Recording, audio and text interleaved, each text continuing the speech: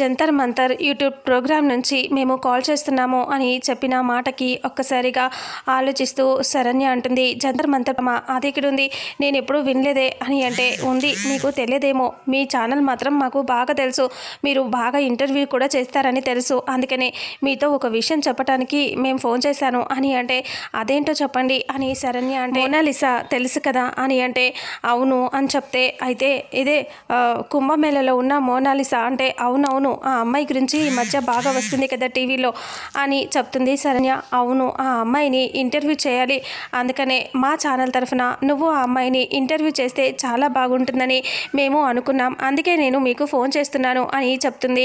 చెప్పేసరికి అవునా అని అంటూ, అయితే మోనాలిసాని ఇంటర్వ్యూ చేస్తే నాకు కూడా మంచి ఫేమ్ వస్తుందని శరణ్య ఆలోచిస్తూ ఉంటుంది. ఇక అప్పుడే ఇలా అంటూ ఉంటుంది, నేను మరి మీ ఛానల్ నుంచి చేసుకోవచ్చు కదా అంటే, మీరైతే చాలా బాగా ఇంటర్వ్యూ చేస్తారని అందుకే చేస్తున్నాను, అంతేకాదు ఆ ఇంటర్వ్యూని మీ ఛానల్లో కూడా వేసుకోవచ్చు, మాకేమీ అభ్యంతరం లేదు అని చెప్పగానే, అయితే సరే అని చెప్పి శరణ్య, సరే ఎక్కడ కలవాలో చెప్పండి వస్తాను అని అంటూ చెప్పేసరికి, అయితే నేను చెప్పిన చోటికి మీరు వచ్చేసేయండి అని అంటూ కాంచన చెప్తుంది. అయితే వేరే నెంబర్ నుంచి లొకేషన్ పెడతాను, ఆ లొకేషన్కి వచ్చేసేయండి అని అంటూ కాంచన చెప్పగానే, సరే వస్తాను అని అంటూ శరణ్య అంటుంది.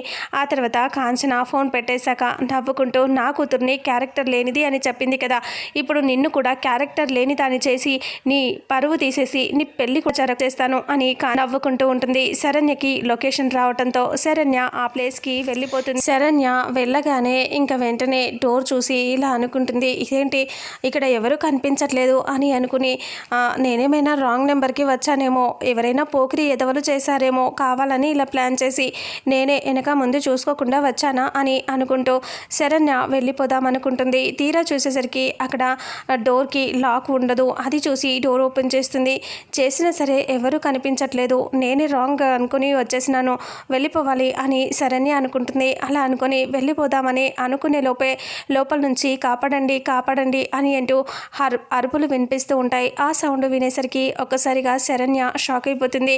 అలాగే లోపలికి వెళ్ళిపోతుంది శరణ్య. లోపలికి వెళ్ళేసరికి ఆ అమ్మాయిని కొడుతూ ఉంటాడు ఆ రౌడీ. కొడుతూ ఉండటంతో శరణ్య అడ్డంగా వెళ్ళిపోయి నిలబడుతుంది. ఏయ్ ఎవరు నువ్వు, వెళ్ళిపోయి ఇక్కడ నుంచి, ఇది నీ సమస్య కాదు, ఇది మా సమస్య, వెళ్ళిపోయి ఇక్కడ నుంచి అని అంటూ సీరియస్గా అంటాడు.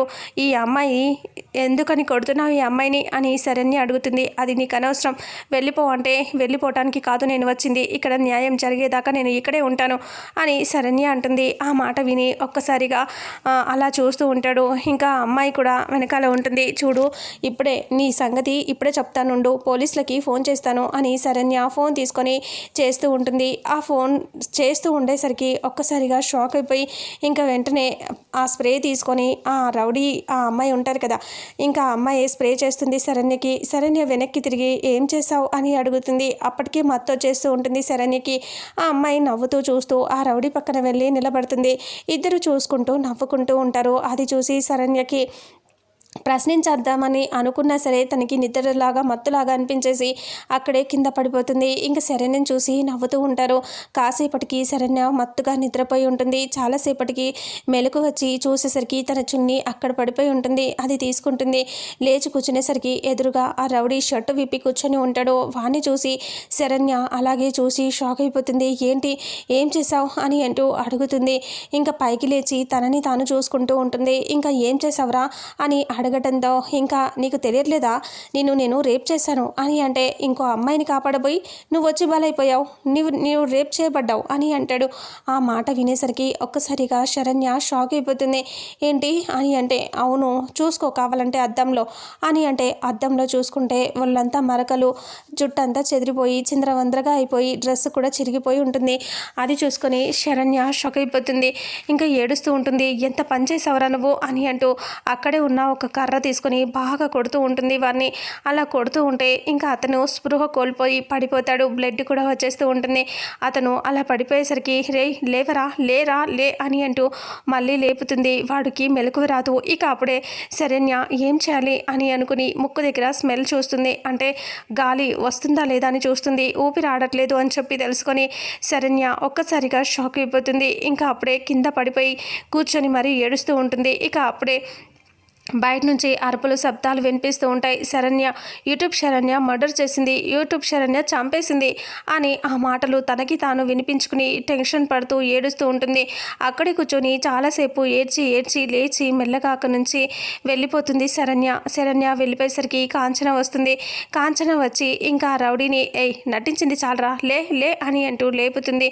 వాడు లేచి చూస్తూ ఇలా అంటాడు, చూసారా మీరు చెప్పినట్టే చేశానా అంటే నేను చెప్పిన దానికంటే డబల్ త్రిబుల్ చేసావురా, చూడు నీకు అందుకే తెచ్చిన నువ్వు అడిగిన అమౌంట్ కంటే ఎక్కువ ఇస్తున్నాను తీసుకో అని డబ్బులు ఇస్తుంది. ఇంకా చూడండి మేడం చాలా కొట్టింది, బ్లడ్ కూడా వచ్చేస్తుంది మేడం అని అంటూ ఉంటే, అవునులేరా అలాగే చేసిందిలే కానీ నువ్వు ఎవ్వరికీ కనిపించకు, దాని దృష్టిలో నువ్వు చచ్చిపోయినట్టుగానే ఉండాలి, దాన్ని నువ్వు రేప్ చేసావు అది నిన్ను చంపేసింది ఇదే ఉండాలి సరేనా, ఈ చుట్టుపక్కల ఇక్కడ ఎక్కడ నువ్వు కనిపించొద్దు అని అంటే సరే అని చెప్పేసి అతను అక్కడి నుంచి వెళ్ళిపోతాడు. తను అలా వెళ్ళిపోయేసరికి ఒక్కసారిగా కాంచన నవ్వుకుంటూ నా కూతుర్ని క్యారెక్టర్లెస్ అన్నది ఆనంద కోడల్ని క్యారెక్టర్లెస్ నేను చేసేస్తాను, ఇప్పుడు దాని బతుకును ఆగం చేస్తాను అని అంటూ కాంచన అనుకుంటుంది. శరణ్య అక్కడి నుంచి ఏడుస్తూ నడుచుకుంటూ వెళ్ళిపోతూ ఉంటుంది. కాంచన అనన్యకి ఫోన్ చేస్తుంది. అనన్య ఇంటి దగ్గర ఉయ్యాల్లో కూర్చొని నవ్వుకుంటూ ఉంటుంది. కాంచన ఫోన్ రాగానే అమ్మ పనైందా అని అంటే డబల్ త్రిబుల్ అయిందమ్మీ అని చెప్తుంది. చూడు వాడు ఇంత చేయమంటే ఇంత రచ్చ చేశాడు, మామూలుగా కాలేదు, మన పని సక్సెస్ అయింది అని కాంచన అంటుంది. నిన్ను క్యారెక్టర్లెస్ అన్న ఆనందకి దాని కోడల్ని క్యారెక్టర్లెస్ చేయటమే కాకుండా దాని పరువు అంతా తీస్తాను చూడమ్మి అని అంటూ ఉంటుంది. ఇక అనన్య కూడా నవ్వుకుంటూ ఉంటారు. ఆ తర్వాత శరణ్య రోడ్డు మీద నడుచుకుంటూ ఏడుస్తూ ఉంటుంది. చున్నంతా గాయాలు కనిపించకుండా ఒళ్ళంతా కప్పుకొని అలా నడుచుకుంటూ వస్తూ ఉంటుంది, ఏడుస్తూ వస్తూ ఉంటుంది. దర్శన్ని ఆనందని గుర్తు తెచ్చుకొని బాధపడుతూ కన్నీళ్ళు పెట్టుకుంటూ ఉంటుంది. ఏడుస్తూ నడుచుకుంటూ వస్తూ ఉంటే సడన్గా దర్శన్ కనిపిస్తాడు శరణ్యకి. దర్శన్ని చూడకుండా సైలెంట్గా శరణ్య వెళ్ళిపోతూ ఉంటుంది. అయినా సరే దర్శన్ శరణ్య దగ్గరికి వచ్చేస్తాడు. శరణ్య అలా ఏడుస్తూ వెళ్ళిపోతూ ఉంటే శరణ్య దగ్గరికి దర్శన్ వచ్చి బైక్ ఆపేసరికి ఒక్కసారిగా షాక్ అయిపోయి శరణ్య అలాగే చూస్తూ ఉంటుంది దర్శన్ ఇలా అంటాడు, ఏంటి శరణ్య గారు ఇలా నడుచుకుంటూ ఈ రాత్రిలో వెళ్తున్నారేంటి, బైక్ లేదా అంటే బైక్ ట్రబుల్ ఇచ్చింది అందుకనే ఇలా వెళ్తున్నాను అని శరణ్య బాధగా చెప్తుంది. అప్పుడే దర్శన్ అలా చూస్తూ సరే నేను మిమ్మల్ని ఇంటి దగ్గర డ్రాప్ చేస్తాను పదండి అని అంటే అప్పుడు శరణ్య అంటుంది, వద్దండి నేను వెళ్ళిపోతాను అని చెప్తే అలా ఇలా వెళ్తారండి నడుచుకుంటా, పదండి నేను తీసుకెళ్తాను అని చెప్పగానే సరే అని చెప్పేసి శరణ్య బైక్ ఎక్కి కూర్చుంటుంది. అంతకుముందు దర్శన్ మీద ప్రేమగా చేతులు వేస్తుంది కానీ చెయ్యి వేయకుండా దూరంగా కూర్చుంటుంది. దర్శన్ వెనకాల కూర్చుని ఏడుస్తూ దర్శన్నే చూస్తూ ఉంటుంది. ఇంకా దర్శన్ని అద్దంలో చూస్తూ ఇలా అనుకుంటూ ఉంటుంది, మీకు భార్యనయ్యే అవకాశం నాకు లేకుండా పోయింది, ఆ అదృష్టం నాకు లేదు అని శరణ్య ఏడుస్తూ దర్శన్ వైపే చూస్తూ ఉంటుంది. ఇంకా దర్శన్ ఇలా శరణ్యని గమనిస్తూ ఉంటాడు. ఏంటి ఇంత సైలెంట్గా ఉంది, పొద్దున నా ప్రేమ గురించి చెప్పినందుకే ఇలా అయి ఉంటుందా అని అనుకుంటూ ఉంటాడు. ఏంటి శరణ్య గారు అలా అయిపోయారు అంటే ఏమీ లేదు అని చెప్పి మళ్ళీ సైలెంట్గా కూర్చుంటుంది. అప్పుడు దర్శన్ బైక్ తీసుకొని అలా వెళ్ళిపోతూ ఉంటాడు.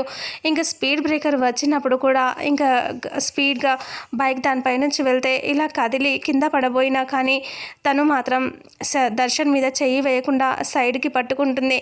ఇంకా అప్పుడే శరణ్య అలా చూస్తూ ఉంటుంది.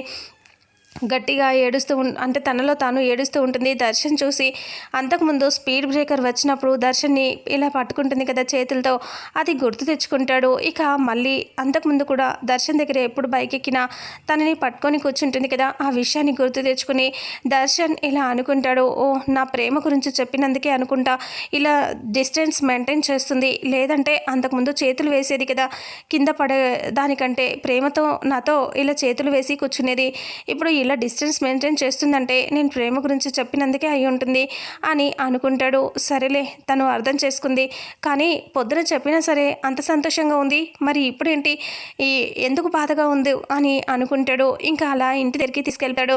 అప్పుడు శరణ్య బైక్ ఇక్కడే ఆపండి అని అంటుంది. దర్శన్ ఇంటి దాకా డ్రాప్ చేస్తానండి అంటే వద్దండి, మీరు ఇంటికి వచ్చారంటే మా ఇంట్లో వాళ్ళు నిన్ను వదిలిపెట్టరు, వెళ్ళొద్దు అని చెప్తారు, ఇంకా లేట్గా చేస్తారు మీకు అని అంటే అవును అది కూడా కరెక్టే, నేను వెళ్ళిపోతాను అని అంటూ దర్శన్ అంటాడు.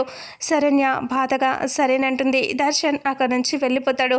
శరణ్య మాత్రం చాలా బాధపడుతూ కన్నీళ్లు పెట్టుకుంటూ దర్శన్ వైపే చూస్తూ ఉంటుంది. దర్శన్ వెళ్ళిపోగానే దర్శన్ని చూస్తూ నిన్ను పెళ్లి చేసుకునే అర్హత నాకు లేకుండా పోయింది దర్శన్ గారు అని అంటూ ఏడుస్తూ అలాగే నిలబడి చూస్తూ ఉంటుంది. ఇక ఇంట్లో కాంచన అనన్య వాళ్ళు వెయిట్ చేస్తూ ఉంటారు. ఎప్పుడు వస్తుందా, ఎప్పుడు ఆడుకుందామా అనుకుని. ఇక ఇంతటితో రేపు రాబోయే ఎపిసోడ్ ఎండ్ అవుతుంది. మరుసటి ఎపిసోడ్లో ఏం జరుగుతుందో తెలుసుకుందాం. వీడియోని చూసిన ప్రతి ఒక్కరూ వీడియోని లైక్ చేయండి, షేర్ చేయండి, కామెంట్ చేయండి. అలాగే మన ఛానల్లో మరిన్ని అప్డేట్స్ కోసం ఛానల్ని సబ్స్క్రైబ్ చేసుకోండి. Thank you so much.